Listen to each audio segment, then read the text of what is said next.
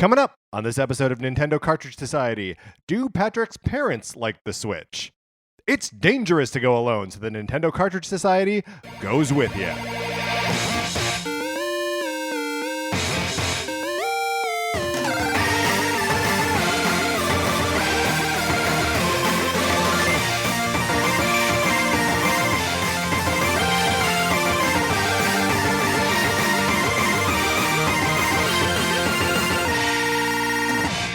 Welcome to Nintendo Cartridge Society. My name is Patrick Ellers, joined as always by my co-host, Mark Mitchell. Hey, Patrick, how's it going?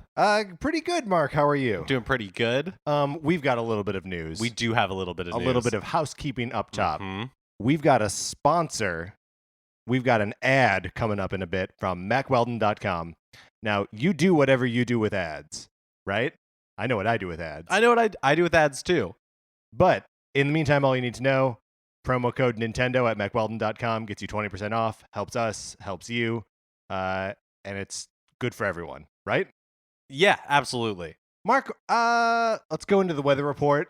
It's pleasant. It was warm. Yeah, a little bit on the warm side. 80s. You're Mhm. wearing shorts. I am wearing shorts. I'm not wearing shorts as a matter of principle. Mark does not wear shorts. I don't, generally speaking. Now, this is not the ad, but I am wearing MacWeldon shorts right now.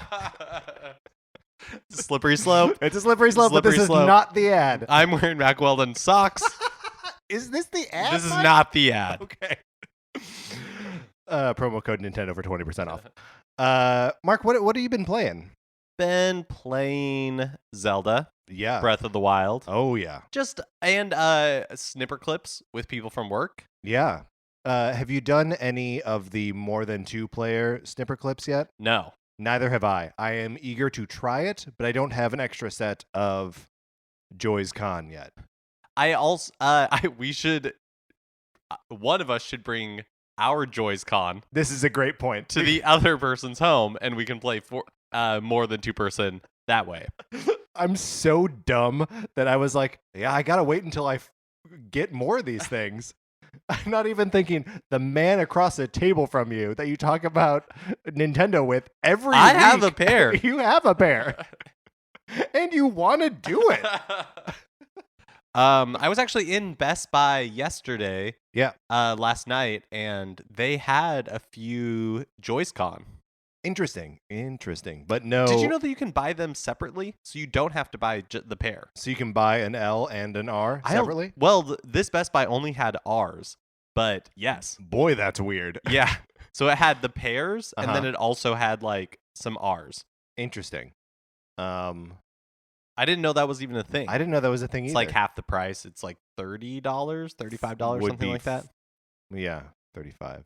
40, right? 40. It's 80 for a pair. Yeah, maybe it's 40. Also been playing Breath of the Wild. I haven't done like any real like lengthy sessions with it since we recorded last week. We're recording a little bit early this week because Mark's going out of town. Mm-hmm. So we are coming at you from Mario Day, which is March 10th. Yeah, happy Mario Day. Happy Mario Day. Not to sidetrack us from Breath of the Wild, because I Yeah. do want to talk about it. Sure. But I've got to say, I guess I'm glad Mario Day exists. Is this the first year they're doing it? This is the first year I remember there being a Mario Day. I mentioned it to my coworker, and she said, "Is there a Yoshi Day?" And I tried to like make the numbers look like Yoshi. Yeah, no, that I don't think that's a thing. And even if like you flip it upside down, I can get the O, the S, the H, and the I, which you just use an upside down 0, 5, 4, and 1. But there's no way to make that Y a number. I've been really busy at work. I guess I was expecting Mario Day to have. Hopefully, in the future, they like release something fun, because there are some like discounts on old games, Yeah. but it's just not doing it for me. I'm not having a happy Mario Day. Oh, I am so sorry. Mark, happy Mario Day. Happy Mario Day to you too. It's just like the year of Luigi, where like They at least release games. they during did. the That is true. or like yeah. I mean, I can't get that upset about a one-day promotional. It's like being furious about May 4th.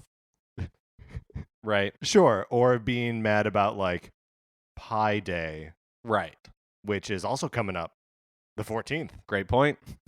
Breath of the Wild. So I've been doing the same thing where I've only been playing in short bursts. Mm-hmm. And originally I was avoiding that. For the first few days, I was like, no, I only want to do this in, when I have like 3 hours or something that I can set aside and just like really like immerse myself in it. Well, guess what? I don't have 3 hours, turns out. Almost never. And if you do have 3 hours, you'd rather be asleep. So I've also been doing it in like quick bursts, Mm-hmm. and I'm not making any progress because anytime I'm gonna like head towards a specific area, even if it's not to continue the story, you just keep finding more and more and more and more and more stuff. Yeah, the game is infinitely distractible. Or I am infinitely distractible when I play the game. Like, there is no way to keep me on task. Because I will see something pretty, I'll start taking pictures and then tweeting them. Like, it's just I am very much enjoying this game. Me too. It's great. We've talked about in the past that I don't really love open world games, Mhm. generally speaking, because I feel rudderless and I kind of get bored after a while. But thus far, I love the world that they've created of Hyrule so much Yeah. that it feels different from like Red Dead Redemption to me, which felt the like quests are set up different, and there's no like trophies, like system-wide trophies, Uh-huh. so you don't feel compelled to. This is the example I use every time for Red Dead Redemption because that's what I ended up doing, was like skinning a million coyotes, and then you're just like, I'm kind of bored of this already. I haven't run into that. Yeah. And so I'm neither have I. excited to be like, yeah, this might take me. I could probably live in this for at least 100 hours, and I'm fine with that. Yeah, I have also made like appreciably no real progress in the game. I've been to Kakariko Village and the village that follows it, but like, and things are happening between the towns, and like, I'm like, oh, I found the guy that I can give Korok seeds to and upgrade my inventory slots or whatever. But like, I don't know. There's no part of me that feels like I'm doing the game right. I'm not like, oh, I'm hitting all the check boxes, I'm doing all the upgrades as I'm supposed to, but I also don't feel bad about it or underpowered or anything. Yeah, I think we were planning on like in a week or two doing a deep dive into Zelda, and I don't think I'm going to be ready for it at that point. No, it'll be like episode 75 a year from now when you and I are like, yeah, okay, I'm ready to talk about Breath of the Wild. So I'm going out of town, and the Switch is portable, but it feels too new to me to like take with me. Well, so it feels like my baby, and I want it to be safe, And you have not yet played the 1-2 Switch game where it is a baby. I You have to rock it to sleep. I have not. And where are you on the case front? Still no case? Still no case. How Okay. about you? Also still no case. You'll notice that there's a T-shirt draped over a table over there. That T-shirt had a Nintendo Switch wrapped in it earlier. I was going on your Swaddled? advice. Yes, swaddle the Switch in a T-shirt. My problem is that like I'm genuinely just worried it's going to get like broken or lost or stolen or Yeah. something. So I don't think I'm going to travel with it this time, but maybe next time. Yeah. All right. I get that though. Like, every time I leave the house with it, I'm like, oh no. Yeah, it just feels like it's too new, It is too new. right? Like after a few weeks or months, I won't feel as precious about it, Mhm. but the bloom is still on the rose. Did you see the video of the water saw guys cutting into one? No. So these are, water saw isn't the right word, but it's where you cut something with a like blade that has like water running through it. So these guys who do this do everything, right? That's what their YouTube page is. They cut things with this water saw, which is still not right. They cut a Triforce design into a Switch as it's playing The Legend of Zelda, and the thing holds out surprisingly long, continuing to play the game as they're like cutting like big triangles out of it. It's miraculous. So you're saying I shouldn't be worried? I'm saying let's take a saw to one of these. Not mine. I've also still been playing the Shovel Knight Spectre of Torment. There is a New Game Plus, which in typical New Game Plus is like harder, or more enemies, they take more hits, blah blah blah, blah, fewer resources. But there's a combined. So in the game you have will, which is your life, and another thing, which is your like special weapon. And the New Game Plus turns both of those into one bar. So your life and your special weapons are all like taken from one resource, and the whole thing ticks down slowly as you're going through the level.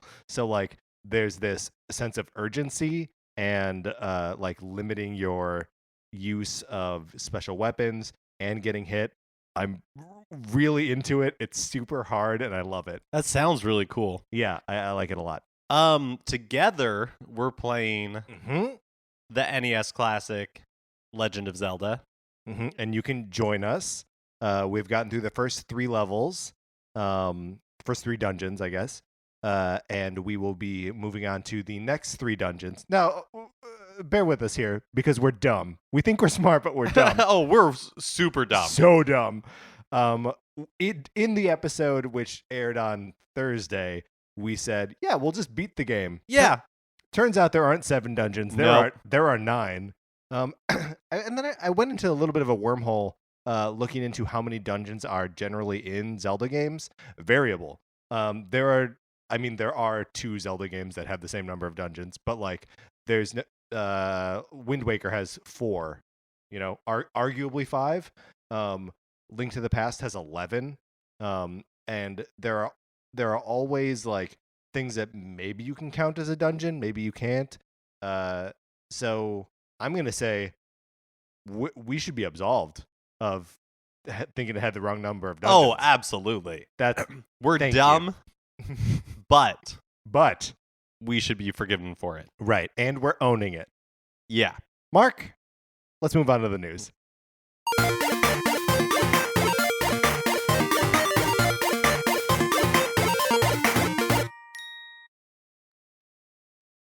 More indies for the Switch. Woo! Huntdown, a quote hard-boiled co-op arcade shooter, end quote, featuring hand-drawn pixel animation, will be released on Switch later this year, in addition to the Xbox One and PS4. Did you get a chance to hunt down videos of Huntdown? I don't care for that at all. All right. Did you see any? I want to know if you can tell me about the game. A little bit. I mean, Yeah. it looks cool. Again, it's one of those, or from the little bit I saw, it has, I don't want to say, like a similar art style that is very in vogue right now, where it's like the foreground and the characters and everything are just shadow. Oh, okay, sure. Like Limbo-esque. Yeah, kind of. But I don't know. The idea of like a co-op arcade shooter seems pretty fun. Yeah, I'm into that. I neglected to mention last week that some Neo Geo games were coming to the Switch eShop. Now, hold on a minute. You neglected to mention, I didn't know about this at all. So again, I think these launched with the Switch in Japan. That is correct, and Europe. And Europe. And Europe, yeah. And came to North America on Thursday, the 9th. The 6 games are Nam 1975, Waku Waku 7, Metal Slug 3, King of Fighters 98, Shock Troopers, and World Heroes Perfect. So that's 3 fighting games and 3 like overhead shooter kind of games.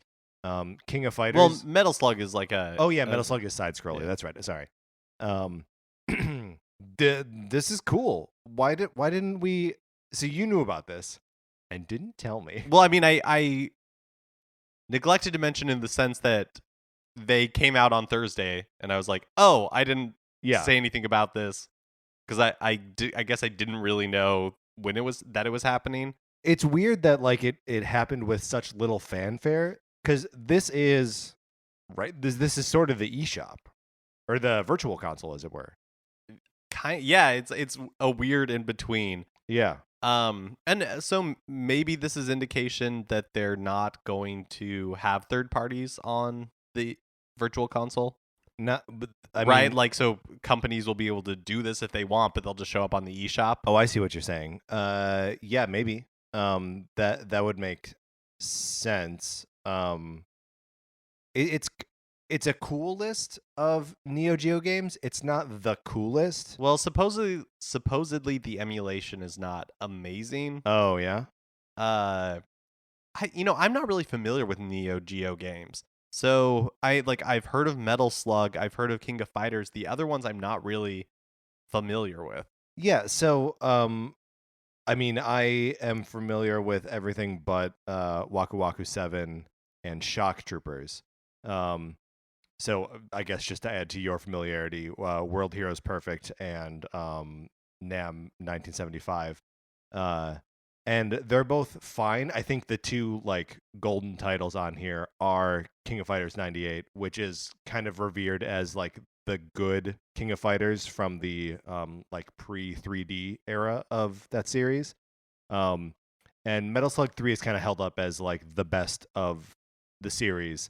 But I haven't played it in years. So I don't know. I like this idea. I'd like to see Samurai Showdown 2 come to this thing. And I don't know. There are a bunch of weird titles on Neo Geo that I would be interested in seeing. Another thing that'll be interesting to see is as the eShop grows, Yes. how the curation is. Yeah, because right? right Like now how, it's like- nothing. Right now it's just like especially when you first got the Switch last week, there were like 4 or 5 titles available. So it was like there was Zelda, no search, yeah. there was no Yeah. there was no need for it. Mhm. And as these titles start growing, one thing I feel like a lot of all of the console online stores have suffered from, not just the eShop, is really poor like search and curation and like Discoverability is a real has been problem. really bad. So Mhm. it'll be interesting to see how they try to tackle that. Yeah, because right now it's they're not tackling it. They're 8 new games came to the Switch on Thursday, and they bump The Legend of Zelda, the Breath of the Wild down to slot number 9. Which is insane. Like most people buying a game for the Switch are going to be going for Breath of the Wild. It's nuts that it's now buried. Yeah, that is just going 8 seemingly positions by deep. like release order. Yeah, That seems untenable. yeah. So also Bomberman 64 came out on the 9th for the Wii U Virtual Console in North America. Whatever, guys. What are you doing?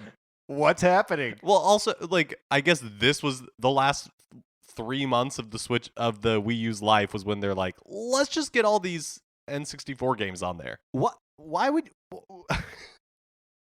you do this? I wonder if it has anything to do with. I've heard like some rumblings of people being like, "Oh, I'm gonna buy a Wii U used and play," because people being like, "I don't necessarily want to Switch, but I do want to play Breath of the Wild."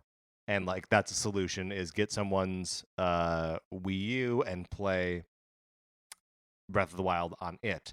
And so if this is kind of like, hey, there's a new Bomberman on the Switch, so you could play a Bomberman on your Wii U. I mean, by new, we mean the N64 version. Oh, right. No, I know.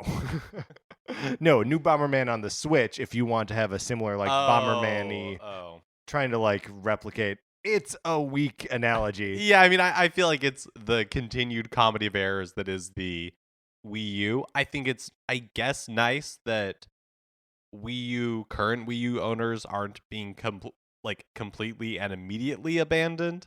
But let's completely and immediately abandon those Well, people. there have to be some Wii U, especially with Zelda just coming out. There Sure. are Wii U owners who like didn't get a Switch or Yeah. won't get a Switch for a long time. So while you and I are both ready to like salt the earth, That's right. I'm ready to march to the sea, my friend. I understand why they're throwing people a bone. Yeah, I get that. I honestly, for the life of me, I'm like, I don't want to touch my Wii U. I don't want to touch my 3DS. Oh, I mean, I'm 100% the same way. But again, that's because we are lucky enough to have gotten a Switch. That's a great point. And, it is soft launch here, right? The launch is all year. After Mario Odyssey is out, I don't want to hear any more of this Bomberman coming out on the Switch. The indie game Rhyme is coming to Switch in May, which is a month later than other platforms. Okay. But it's also going to cost $10 more in the US and Europe. So like, or 10 euros or 10 pounds more, depending on your location. So it's $30 everywhere and is going to be $40 on the Switch. Okay. No real good reason for this that we know of, right? Right. So what they've told Kotaku, so the Gray Box, which is the publisher of Rhyme, told Kotaku, we set prices for our products based on the cost of development and publishing for each specific platform. And then when they were asked for more details, like is the extra charge because they have to pay for cartridges instead of Blu-rays, which does make sense. The representative added, quote, I can confirm cost of manufacturing is also a factor in addition to the statement below about development and publishing cost, end quote. And I don't, like, I think that's $10. There's no way. There's that's what the difference in cost between a Blu-ray and there's a no way. Cartridge. Especially, I feel like because other indies have or are planning to have price parity. Yeah. That the $10 feels excessive, especially when you consider, so in Australia and New Zealand, this game isn't going to release until winter, even though on other platforms it's coming in May. It won't release on the Switch until winter, and it's going to cost double in Australia on the Switch. It's going to cost $60 Australian dollars. Wow. Compared to $30 Australian dollars on every that's platform. like 800 American dollars, right? So it's just like it's curious. It's curious. It's also like they've been super like cagey about it. Yeah. You know, like the statements are basically like nothingness. Well, so Reggie Fils-Aimé, the president of Nintendo America, did a Facebook Live interview and was asked about the price disparity, and he said that that setting prices was a third-party decision, and Nintendo is not involved in setting those prices. Sure, I mean, and pointed people back to the developer. I'm not saying that it's not Nintendo's fault. I'm just saying that it like this is to add to your like people. Nintendo's being cagey about it. I don't think it's Nintendo that's being cagey about it. Oh, right. Okay. Like I think Reggie's being completely honest, where it's like, yeah, third parties do set it. Yes, I personally 100% believe that cartridges are probably like the Switch cartridges are more expensive to manufacture than a Blu-ray. What I do not believe is that it's worth that it's a $10 difference. I don't even believe that it's a $1 difference. Sure. What about a $30 Australian dollar difference? Yeah, you know, so if I think my only hope in this is that what's the name of the publisher? Gray Box? Yeah. I would rather them just be like straight with us, right? Instead of trying to like broad terms. Sure. You think it would be nicer if they were like, it costs $2 more for us to. I mean, I'm sure they can't say that. Sure. Why not? Probably like NDAs or something like that. All right. Right? I mean, and that's pure speculation on my part. I'm sure Nintendo doesn't want everybody being like, no, this is how much it costs to publish a game on Switch. Yeah. No, and that makes sense to me. Yeah, it just feels shady's not the right word, but it just feels kind of crappy. Does it feel a little Mr. Shifty to you?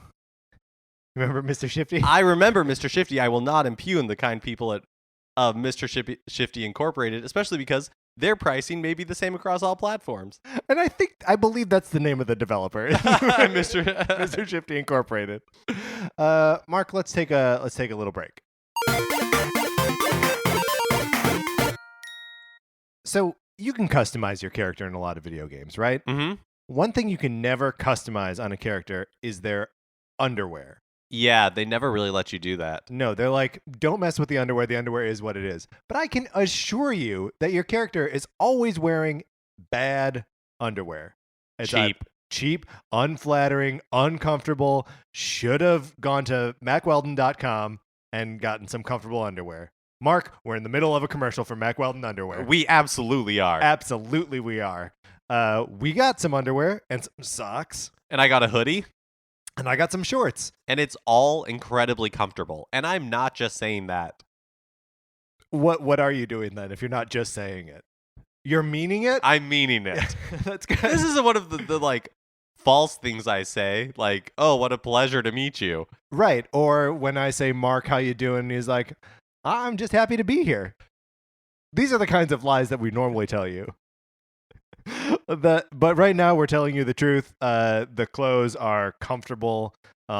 It's a success of underpants and of socks and all the other things they do. And I'll also say stylish. Oh, yeah, that they look good. You can get some very ugly underwear. Oh, boy, can you. And these are not they. You can find attractive, comfortable underwear at MackWeldon.com. Enter the promo code Nintendo, and you pay a little bit less. 20% less. 20%! And then, customize yourself in a way that you never could with your character. It's MackWeldon.com. Enter the promo code Nintendo.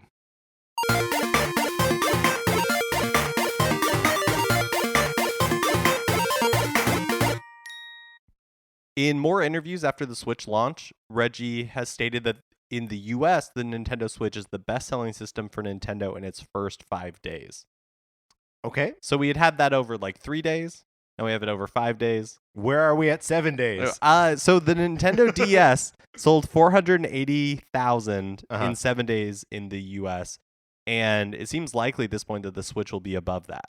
So Switches are not plentiful in stores at the moment. They are not. That's correct. So it's a little bit of a weird number in that it's just like it's a supply constraint dictated number at this point, right? Like how many Switches is Nintendo able to provide? Yeah.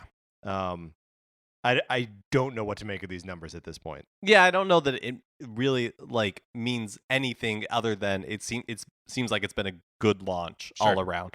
Because also in Spain, Switch is the best console launch in history. The Spaniards love the Switch? It seems like everybody, it seems like Nintendo did a good job of getting a lot of Switch out there. Yeah. They did a good job of building hype for it. Zelda has a lot of great reviews. Yeah. It'll be interesting to see if they are able to sustain this momentum. Yeah. Right? Because the next big game they have coming out is next month. Yeah. With Mario Kart. And but yeah, all the building blocks seem to be in place. And I'm sure that we will see it drop off from what the Wii was selling. Well, yeah. But the Wii was a runaway freight train. Right. I'm gonna interview my parents a little bit later in this episode, and I do not expect them to be as positive on this thing as they were on the Wii. But I could be wrong. Right. No, but it definitely doesn't feel like it's the cultural phenomenon that the Wii was. Yeah. But it definitely feels like we're on a better trajectory than we were with the Wii U. Hard to be worse. I mean, very true. But also better than the GameCube.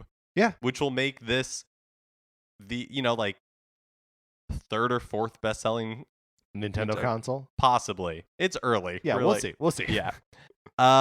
Reggie also addressed concerns about the dock scratching the screen and Joy-Con disconnections in an interview with Time. He just saying that Nintendo's aware of the reports and are in, quote, fact-finding mode, but that the number of repair requests is consistent with what they've seen for any new hardware. So basically saying that they don't believe at this point that it's a widespread issue, but they are encouraging anyone with issues to contact Nintendo support because that's how they are collecting all their data. Are they saying contact Nintendo support and we're going to take your data, or contact your Nintendo support and we're going to fix your problem? I don't know. Okay. I mean, hopefully it would be a little bit of both. Yeah. Well, yes, of course. Collect my data if you're fixing my problem. But otherwise, that data is mine. You're stingy with your data. Yeah. I like my data. I don't want to share. On Friday, Nintendo released a new trailer for Mario Kart 8 Deluxe. The trailer mostly features the additional content we are already aware of, like new characters, new modes, new battle maps, new items. but it also confirmed amiibo functionality. Yeah, so that was a little bit of a the me character was missing from the character select screen that we saw during the Treehouse Lives stream, but this trailer confirms that, and I don't know if you'll be able to play as a me otherwise, but that the me costumes are back and you can tap in amiibo to access them. Also, Mario Kart 8 Deluxe trailer. I'm so excited to play this game again. And for other people to get their hands on it. Yeah, it'll be interesting to see if Mario Kart 8 Deluxe is enough. You know what I mean? Sure.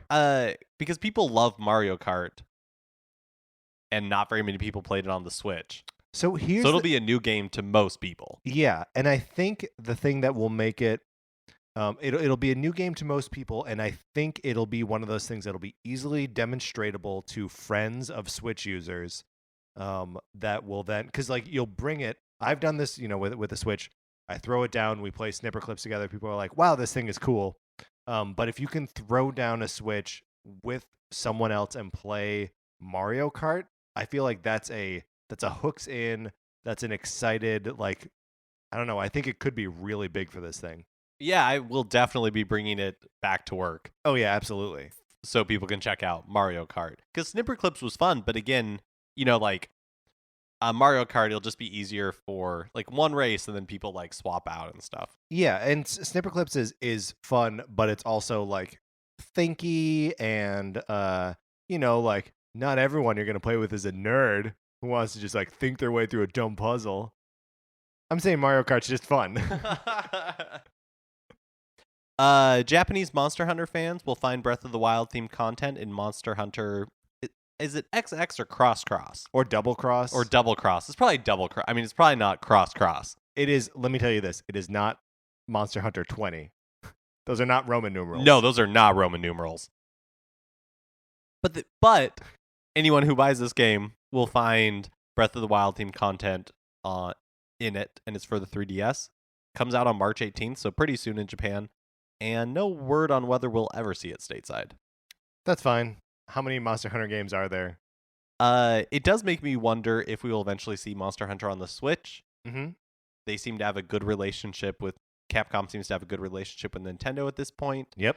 And Monster Hunter has primarily been a handheld, like portable franchise, and there aren't very many of those left in Japan other than the Switch now. Yeah, handhelds. Yeah. Yeah, great point. I mean, I feel like, that's got to be the last game in town. I'm sure people are going to be hanging on to 3DSs longer than people are hanging on to Wii U's. But man, come on, guys. Let's jump ship. And don't tell me about your Vitas. Oh, yeah, I don't want to hear it. I don't want to hear about your Vita. Look, you got to touch that thing's back. It has back touch. Patrick had a Vita. I did. I got rid of it. I'm sure it's fine. Yeah, no. But I don't want it. I don't want it in my life. I don't need it in my life. Bye-bye, Box Boy. Bye-bye, Box Boy. Is coming to North America and Europe on March 23rd. It's going to be a 3DS eShop exclusive. So, Bye-bye, Box Boy is the, like... I'm sorry, do you mean Bye-bye, Box Boy? Bye-bye, Box Boy. It is the... in Japan, it was called Goodbye, Box Boy. The third entry in the Box Boy franchise. Mm-hmm. So it goes... Saga. Yes, that's right. The Box Boy trilogy. So it goes Box Boy, Box Boy, and then Goodbye/Bye-bye, Box Boy. I love this. This should be the new naming convention for all things. Well, I mean, it's handy when you're like, is this the last one? I don't know. It's called Goodbye. Bye-bye, Box Boy. Sad news. Oh. Doesn't look like the QB. Sure. Yeah, I mean, I don't know how else you would pronounce it. It has only one vowel, arguably, in it at the end, but it's definitely a two-syllable word. QBBY. Yeah. Amiibo doesn't look like it's coming. Oh. It's really cute. It is really cute. But it doesn't look like we're getting it here. Well, that's okay. I'm excited to... I was honestly just about to say I'm excited to get the game, but I don't know if I can pick up my 3DS to play it. And you have the new 3DS, the faster version. The faster version. But so the amiibo unlocked like a Game Boy filter, Okay. and you'll be able to get that even if you don't have the amiibo, as long as you have saved data from the previous 2 Box Boy games. Both of the previous two? Yep, that's what it says. Too rich for my blood.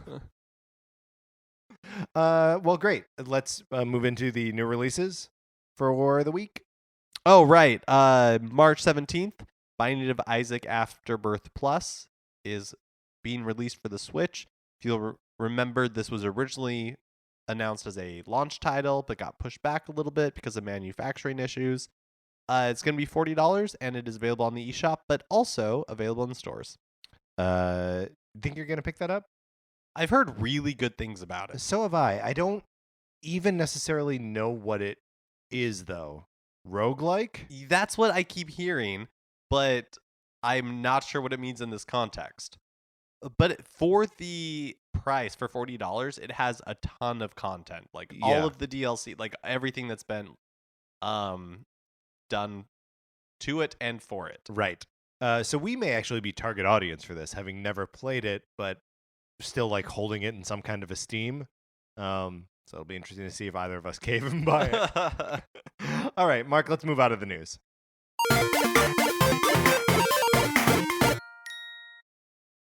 Now it's time for a regular segment on our program. It's time for 433. In 1952, American composer John Cage wrote a piece called 433, wherein a performer or a group of performers didn't play their instruments for 4 minutes and 33 seconds. For the purposes of this show, our instruments are talking about Nintendo.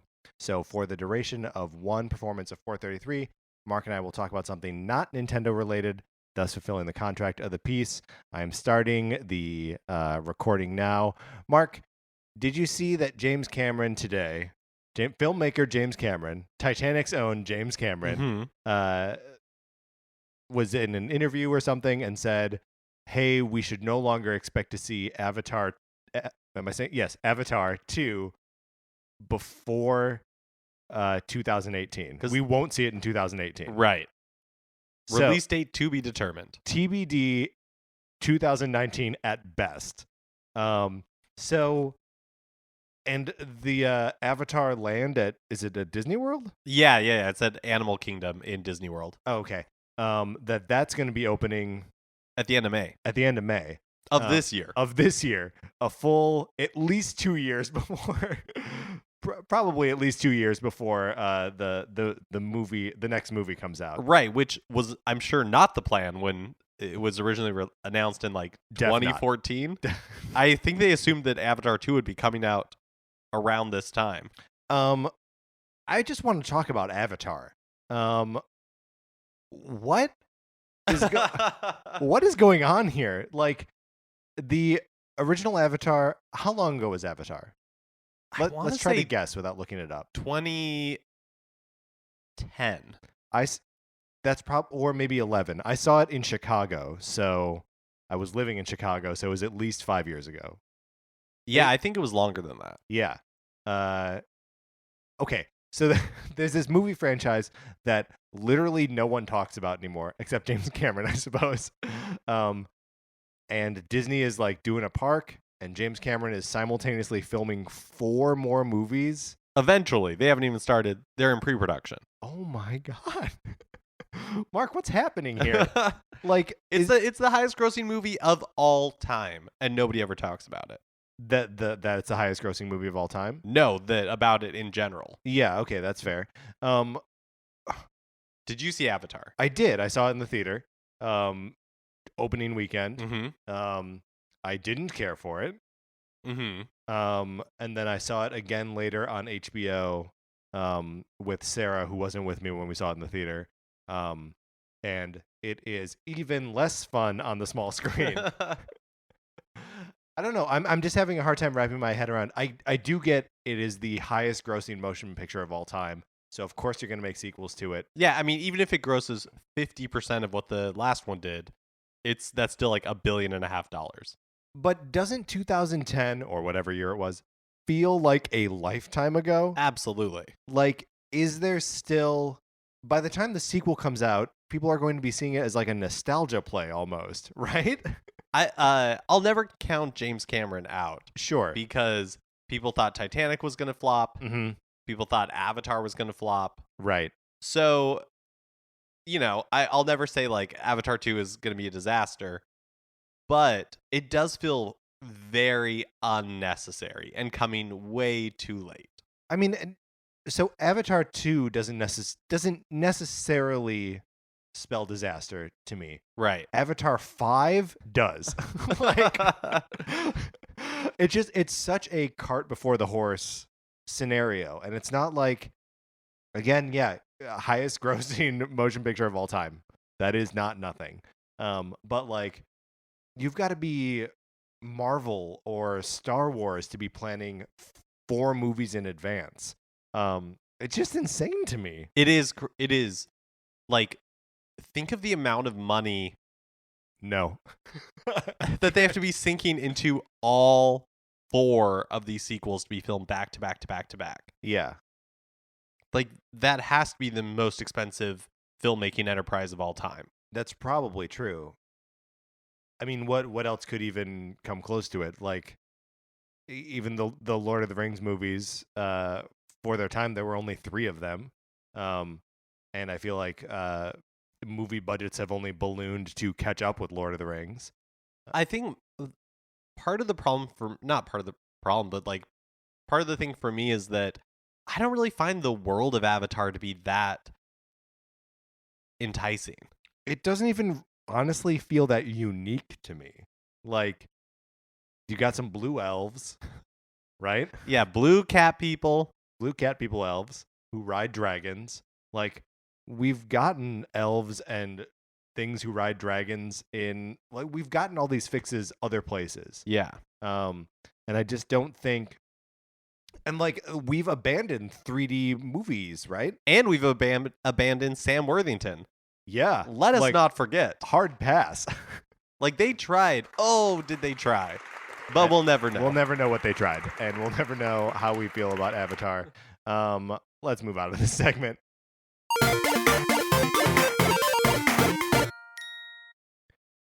So slightly out of order here. I wanted to get to a listener question before we get into me interviewing my parents about the Switch, which I can't wait for. But we got an email, and remember, you can always write to us at Nintendo Cartridge Society at gmail.com. We got an email from a listener who said, "Hey guys, first and foremost, great job on the podcast. Keep it up." Thanks for that. We appreciate that. I listened to the Wizard podcast a couple days ago and had that same evening I came home and watched it. After listening to the podcast and watching The Wizard, I must say, as a 36-year-old, I watched it in a totally different perspective than from when I was 9 years old. But then again, it was the 80s and society was not as screwed up as it is now. We don't have to deal with all the we didn't have to deal with all the dangers children have to deal with now. Even as adults, we aren't safe ourselves. I feel kind of safe. Do you feel safe? I mean, I'm not taking my Switch with me on vacation. Great point. I just wanted to drop you a line and say thank you for taking me down memory lane and revisiting a cheesy yet classic movie from my childhood. Take care. Sincerely, Edward. Thanks for writing in, thanks, Edward. Have you thought any more about The Wizard since we talked about it? Just like that dichotomy between what I remembered as a kid and then rewatching it and what the movie actually was. Yeah, and getting this email, I was like, yeah, it really is a dark and dangerous movie. Like, it's they're hitchhiking to pop music. Yeah, they're like having a fun time. Different times, probably just movie logic, right? Not actually different times. The movie presents a pretty dark universe. It acknowledges like sexual assault of minors. It acknowledges rusted out truck graveyards. Like, it's a scary world that it's presenting. Sure, but different in that different times in that it can present that in a PG children's movie. Yeah, absolutely. It's family. It's fun for the entire family. Right. Now, if they were to release that movie now, Hugh Jackman would be in it and it'd be called Logan. California. I love that he's the kid. and then it's still like young Fred Savage. Absolutely. And Jenny Lewis. Uh-huh. California. Well, thank you for the email. It's always nice to know that people are enjoying it and playing along with us when we do dumb things like watch The Wizard or play Zelda or Metroid Other M. Mark, you have anything else to add on The Wizard before we move into this interview with my parents? Just again, like as always, if you we love hearing from you, and you can write to us at Nintendo Cartridge Society at gmail.com.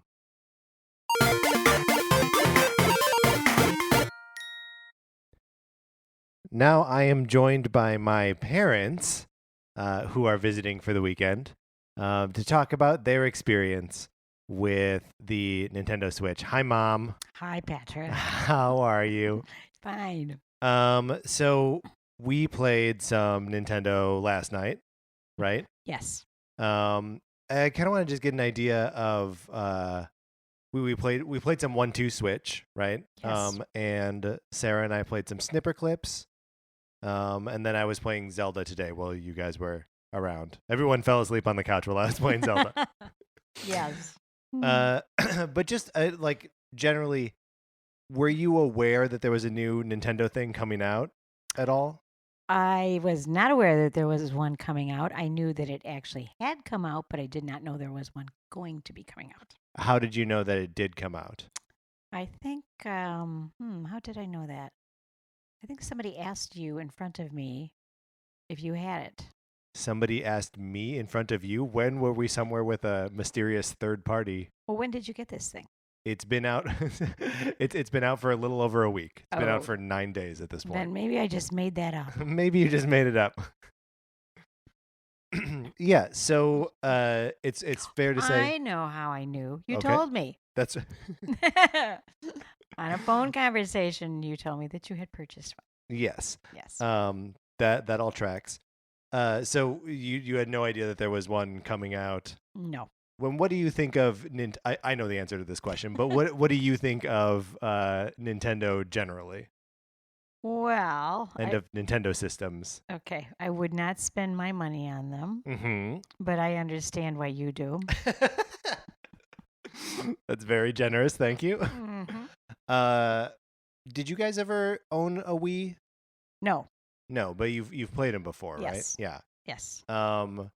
Was there ever a time where you thought that like, oh, maybe we should get one of these? You know, it was fun to play the tennis game on it, Mhm. but actually, I did not know enough about it to really get interested in actually purchasing one. Yeah. What about you, Dad? I like the Wii, the little characters that you could make in there. Yeah, Mii's. The yeah. Mii's, yeah. Those were cute. Yeah. So you can still make Mii's on the Switch. It's just not something that they put like front and center on it. It's kind of like an also ran feature, like they will let you create Mii's on there, but it's not. I feel like it was a very big part of the Wii where people would sit around the TV and laugh as you're making someone look sort of like themselves. Oh, and then that character could play the game too. Yeah. Yeah. That was nice. I enjoyed that. Yeah. Were you at all aware that there was a new Nintendo system coming out? No idea. No. And just for a point of comparison, were you aware that the Wii was coming out before the Wii was coming out? Do you remember? Yeah. Yes, Before it yeah, came out. Yes. Was that because of me? Was I doing something like that, or did it get to you some other way? I think I was younger then. Is that possible that you were younger then? Yes. Mom, did you have something to add to that? Okay, I think that the Wii was really promoted, at least more than what I think this Nintendo Switch was, except that maybe I'm not tuned into it. But I know, neighbors had the Mhm. Wii. So yeah, it was, I think we knew about it. I know we knew about it. Right, but do you think you knew about it? Well, I guess it's probably hard to remember if you knew about it before it had come out or after, because I think they started to hit big in like around Thanksgiving, because that's when people were taking it home to their parents' houses and showing their parents. But it had come excuse me, it had come out I think the end of October or early November, something like that. So yeah, maybe this thing hasn't had that opportunity yet. Well, also there was the pre-Christmas Yeah. advertising for the Wii, Yeah. so that was another thing. So you both sort of like the Wii. No one ever thought to purchase one or I think we were too busy doing other things. sure. So okay, we played a little bit of 1-2 Switch last night. Yes. How did you like that? Was it fun? Where I I know it's even sillier than Wii Sports, right? Than the tennis game.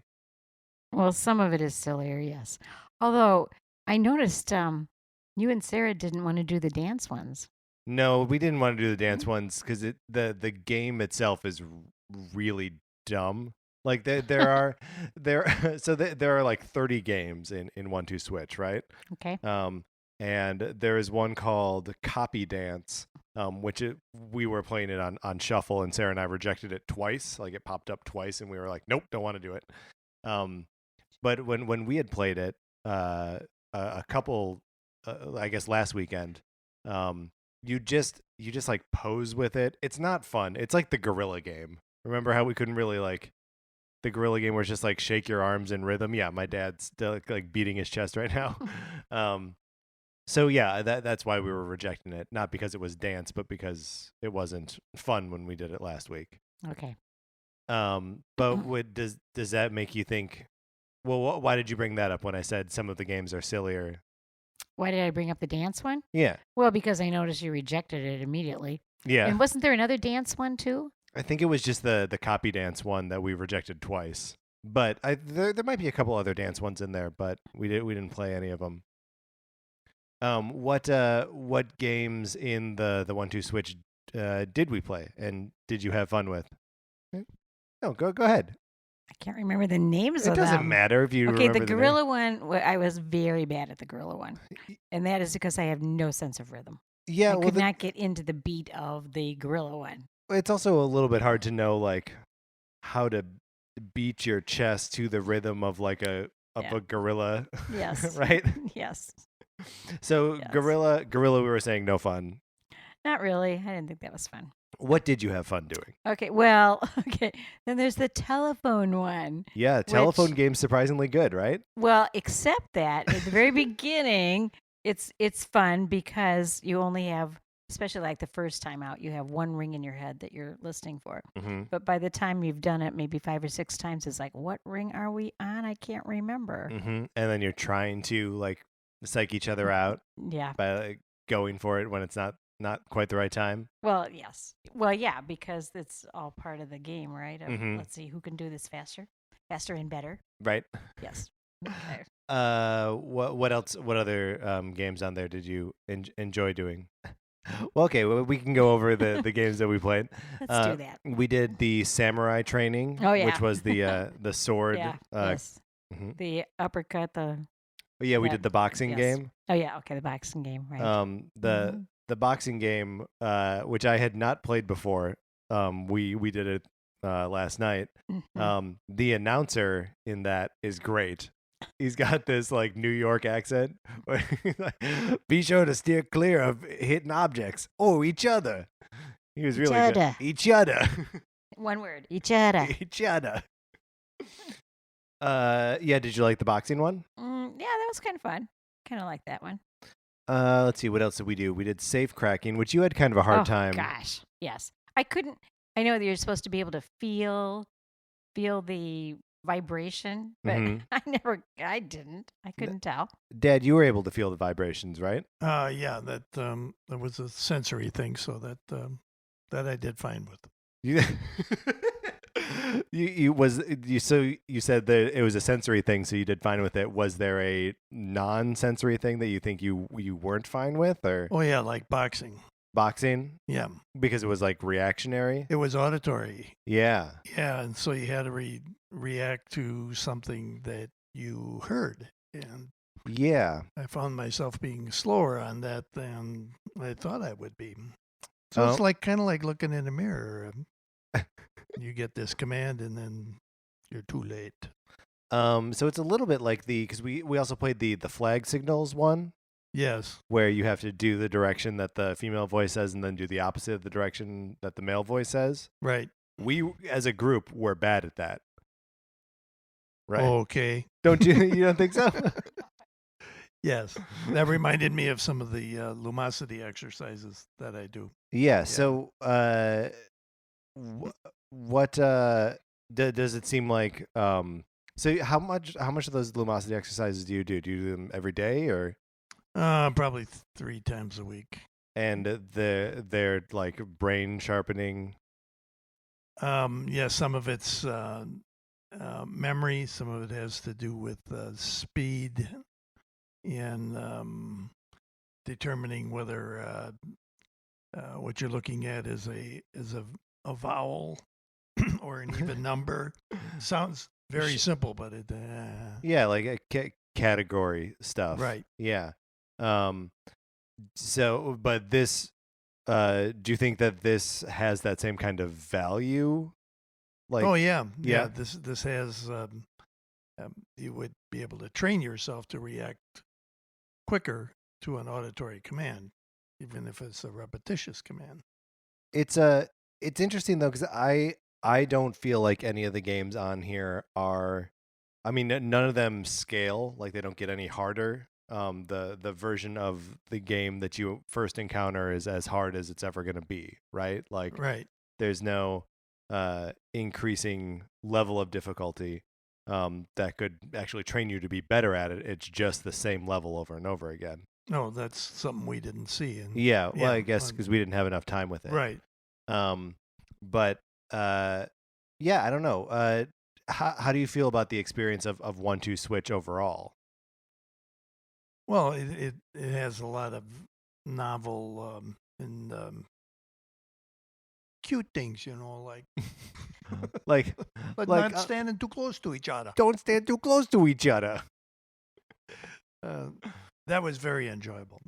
Yeah, so the presentation of the game, it was fun for you guys. Yes, graphics is great. Yeah, well, and it's mostly human actors that they just film doing the tasks. Right. I like seeing the same actors that because there's maybe like 10 actors in this thing that they just keep using over and over again. And then yeah, other than that, like the graphics are pretty simple otherwise. The thing that I thought was kind of annoying Yeah. was the repetition of the instruction to the game Yeah. every time you played the game. I don't know if you could bypass that. I don't think you can. Yeah. There's every time you start the games, there's a little like preview movie of them playing it, but there's always like the telephone game. Every time it would say, "Answer the telephone when it rings." Hello. Just like that. Right. That's what I'm talking about. Yeah. That was annoying. Yeah, because you just wanted to play at that point. Hmm. Let's see, what else did we play in there? Lyle, what games in there did you like? I actually like ping pong. Yeah. Yeah. Did you that do was- much of it, or did you just watch Sarah and I play? No, I did a couple against Okay. you, and you beat me Yeah. badly. No. But I enjoyed it anyway. No, I beat you 5-4. That's badly. No, it's as close as the game can be. Second place is the first place loser. I guess that's true. Yeah. What about so you were able to do the safe cracking, and then you were also able to do the ball count eventually, right? Yes. You were very delicate with the thing. Like when Sarah and I do it, we're rotating all around, like trying to make the balls like run around. You were holding it very still, Yes. and you're still able to feel. I was trying to count and separate the distance between the balls hitting each other or the wall. Yeah. Yeah. It's pretty neat, right? There's no balls in that thing. Well, yeah. Yeah. It's on a TV. No, I know it's on a TV, but you're feeling something. Right. The sensation isn't on the TV. The sensation is in your hand. In the hand, right. Do you guys have any like impressions on the controllers at all? Yeah, obviously we were playing with like the separate Joy-Cons. If they were ever like confusing, or if they're comfortable to hold, or anything like that. I guess if you wanted to be good at this, you'd have to take that controller to bed with you. Why is that? But just to get like really, really comfortable with it, where everything is. Does it not feel comfortable to you when we were playing? Well, I would forget Yeah, where stuff is. Mom, What would you? buttons are. Okay, the milking the cow one. Yeah, Okay, those 2 buttons at the top where you have Mhm. to squeeze and then like pull down. yeah, Okay, that I don't think I got the rhythm of that correctly. yeah, and it feels a little strange. Like Mhm. it's clear what they're like kind of trying to emulate there, but Mhm. it's not really intuitive. A cow. He, They should see you milking the cow. I'm doing the motion right now. Of course, why would I not? Mom, what did you think about the controller?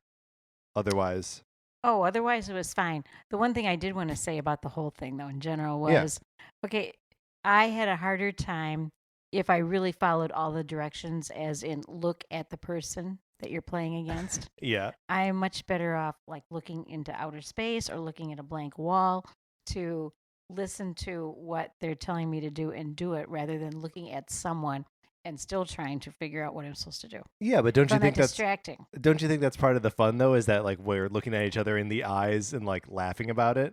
No, it depends on how serious you want to be about the game. If you want to win the game, you want to look at the wall. I don't consider myself a competitive person, Oh, but give me a break. what? You do you look at yourself when you're doing this stuff? Do I look at myself? Uh-huh. No. Yes, you're very competitive. How do I look at myself? No, I'm just playing the games. Yes, I'm telling you, you are. Was I coming off as too competitive? Well, you weren't obnoxious about it, but Well, you were definitely. Now competitive. hold on, because you just said you wanted to win the games. Well, yeah, of course. Isn't that why you play? I think you play to have fun. Oh, there's a lot of competitiveness in there too. Okay. Well, if I'm competitive, it's because of you. Then that's where I get it from. Oh, you think, huh? Hmm. So that was the only game that we all played together. But I guess you saw a little bit of Snipper Clips, the cutting out shapes game that Sarah and I played before. Yes. We put some blobs to sleep. Mm-hmm. And then you remember Yes. they were surrounded by Sarah was pink. Patrick was yellow. That's right. Sarah always wants to be the I didn't know that was one to switch. No. That was a different game called Snipper Clips. Okay. No, I just want to talk about like the Switch in general. I'm moving off of 1-2 Switch now.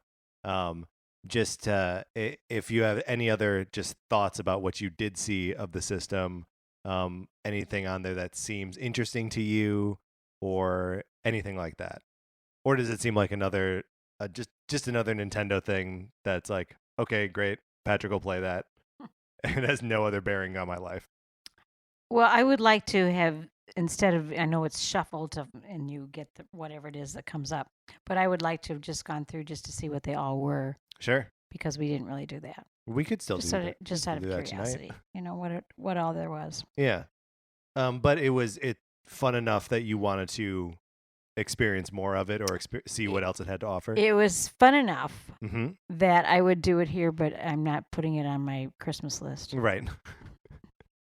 Right. Well, that's a pretty tall order. Like I think Nintendo always tries to make games that appeal to people who don't normally play games.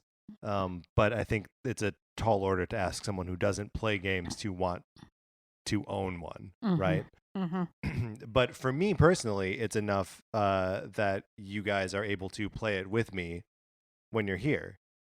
You know what I mean? It's nice because the other games that I got on the Switch, there's not really I'm not gonna be able to play Zelda with you necessarily. Or Oh, anything yeah. like that. Okay. Lyle, Kept looking for Duck Hunt. you kept looking for Duck Hunt. Duck Hunt. It wasn't there, or was it? No, there's no Duck Hunt yet. How long ago was that? Duck Hunt, Yeah. like 87 or 80. I think 87. I That think was the first 1987. system that we had, right? Yeah, the NES. Yeah. Yep. hmm Yeah. Well, look, when there's a Duck Hunt on the Nintendo Switch, then I'll get you one for Christmas. Can I be the duck? I don't know. Can you be the duck? Okay, well, so you guys had fun with 1-2 Switch, but maybe it's a limited fun kind of situation. Is that where we're landing here? Or It's the kind of thing that I wouldn't just pick it up to play it. I mean, you say go ahead, play it, and you kind of pick the games here, do this and do that. That makes it fun. yeah. Yeah. Yeah. Well, and it's not that game specifically is a very like you need to be in a room with a bunch of people otherwise. Oh yeah, it's very social. Yeah. It's a very good social aspect. Mhm. Yeah, it almost feels more like improv games, right? Or like icebreaker sort of games. Yeah. Yeah. Okay. Well, great. Thanks for sharing your impressions of the Nintendo Switch and I guess specifically 1-2 Switch. Okay. Well, thank you for talking. You're welcome.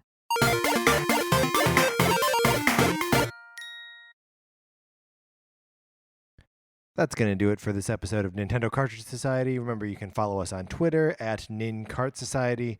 Check out the Facebook page, which is just Nintendo Cartridge Society. If you have a second, we would love if you would rate, review, and share us on iTunes. I guess you can't share us on iTunes, but rate and review us on iTunes.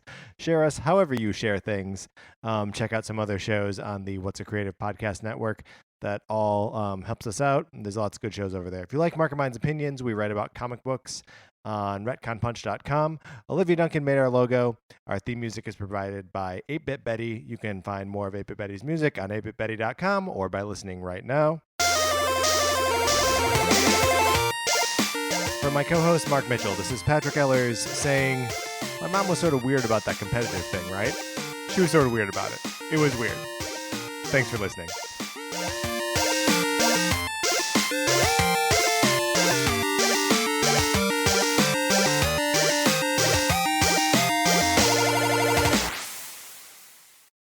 What's a Creative Podcast Network?